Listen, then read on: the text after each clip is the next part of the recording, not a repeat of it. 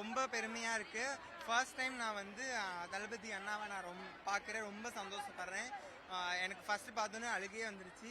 So அவர் முதலமைச்சராக ஆனதுக்கு thank God, நான் கடவுளுக்கு தான் நன்றி சொல்லணும். இதனால் நிறைய மாற்றங்கள் மக்களுக்கு ஏற்படுது.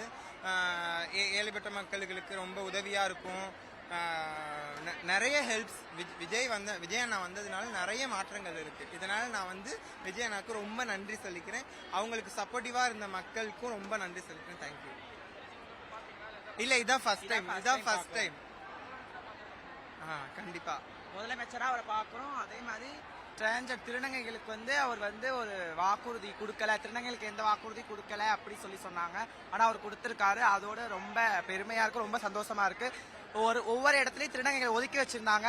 திருநங்கைகளை கூப்பிட்டு எங்களுக்கு மரியாதை, எங்கள்ல ஒருத்தரை யாரை கூப்பிட்டு சொன்னாலும் எங்களுக்கு பெருமை தான். ஆனா மரியாதை செலுத்துறாங்க. அதனால ரொம்ப தேங்க்ஸ், ரொம்ப நன்றி சொல்றேன் விஜய் அண்ணாக்கு.